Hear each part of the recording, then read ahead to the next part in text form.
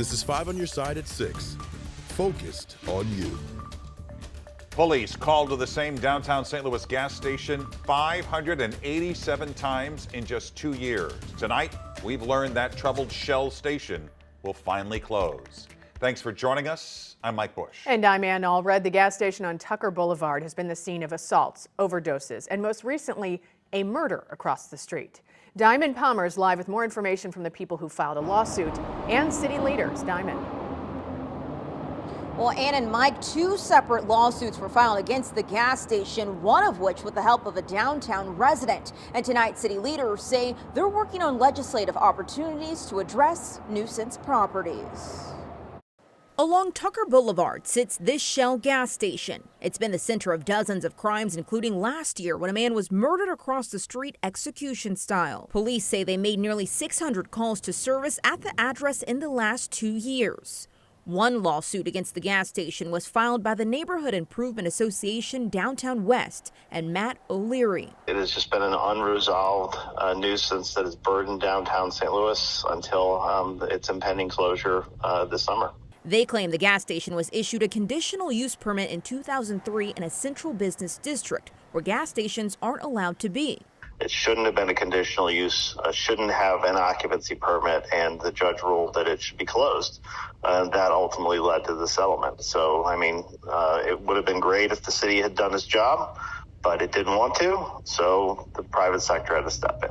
The second lawsuit, filed by the owner of the Globe building, asked for an injunction for the business not to operate. A judge ruled in favor of the gas station closing by August 1st. There will also be a deed restriction which prevents future use at the location for gas stations or convenience stores. There are issues with homeless, there's issues with drug dealing, cruising, a lot of activities that all sort of come together around this one location.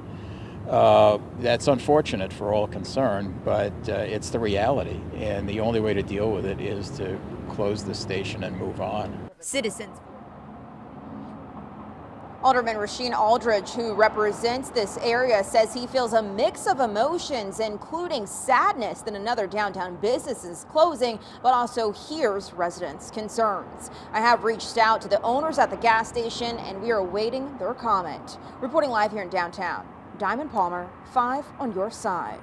A 13-year-old's life has forever changed. The 8th grader was hit by a train in Granite City almost a week ago. Now she has lost both of her legs. Justina Cornell joins us with more on what happened and the details on how to help. Justina. And Granite City police say Serenity McMillan was walking and trying to cross the train tracks when this all happened Friday evening. Now her family and her community are by her side for this long road ahead. Serenity's just a sweet little bubbly little girl. 8th grader Serenity McMillan is friends with Devin Chavoris' daughter. When Gabby found out that Serenity had been involved in a tragic accident, she was really torn up about it. She was just like, Mommy, I can't believe this. I can't believe something like this happened to my friend. 13-year-old Serenity lost her legs after a train hit her Friday evening. Thank God that she's still with us, because that could have went in a different direction. So I just try to give Gabby hope. Police say she was walking and trying to cross the train tracks in the 2900 block of Missouri Avenue. Granite City Mayor Michael Parkinson applauds the first responders at the scene. They did a magnificent job that night to save that young girl's life, and I'm not sure she'd be here without them as well. He's also proud of his community. This is what Granite City is, and we have a community here that steps up every time there's a tragedy like this. Close to $10,000 have been raised on a GoFundMe created by Serenity's mom. Her mom said, quote, she has a long road of healing and recovery ahead of her, but she is so strong. Every little bit will help. A Granite City restaurant is also raising funds next week. Right before we sat down, I took a phone call, and it was my street department workers wanting to do a fundraiser and raise money for this girl. Chavoris extends her hand too. And I plan to run a campaign within my business to try to help raise some money to just help with things overall. In the days to come, they only hope their love and support can uplift her. There's a lot of tragedy in this, and we'll come together as a community and we'll get this family through it, and this girl will be a part of us forever. Police say this case is still an active investigation. As far as support, if you'd like to find out how to donate, you can head to our website, ksdk.com, and go to the section as seen on TV. A live look at downtown St. Louis now. The rain has pretty much moved on. Now some winds are moving in. Meteorologist Jim Castillo has our weather first forecast. Jim? Yeah, there's only a few peppered showers out there, peppering the area really, east of the Mississippi, and you can't rule that out until after sunset.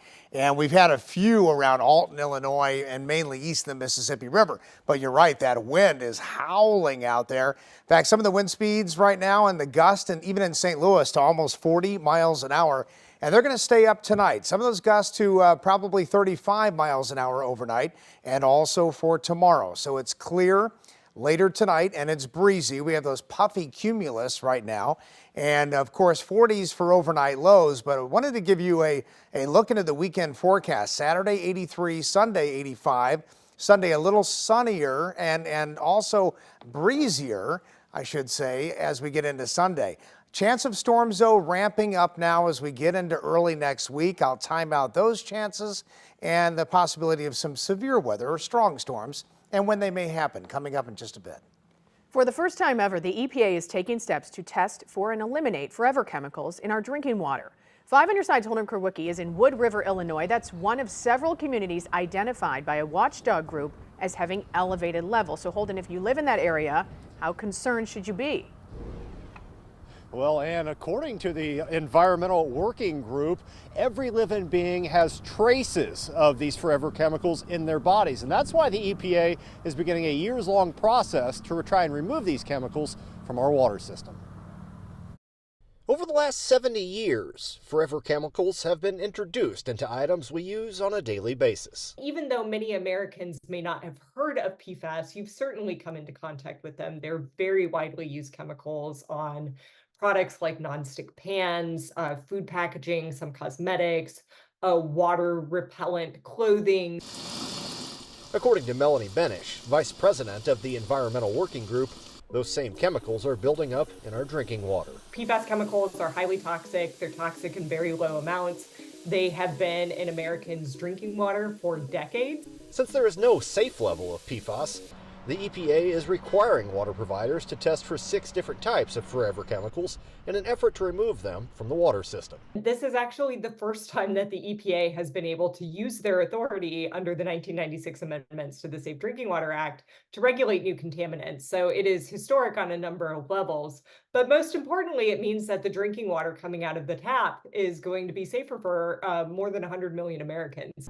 Though the EPA listed Wood River Refinery as one of more than 220 chemical producers, an EPA spokesperson clarified that the refinery does not release these forever chemicals into the environment. You can use a chemical and use it responsibly. As utilities across the country work to stop the spread of PFAS in our water. In fact, they are so ubiquitous and so pervasive in the environment that nearly every living thing has some amount of PFAS in their blood. However, Benish says there are steps you can take to protect yourself. Really, there's no reason not to filter your water at home as well, particularly as we are waiting for these regulations to take effect. The EPA is opening up $1 billion in funding to provide testing across the country. Utilities now have 3 years to provide that testing data to the EPA and 5 years to come into full compliance. Reporting live in Wood River, Illinois, Holden Kurwicki, 5 on your side.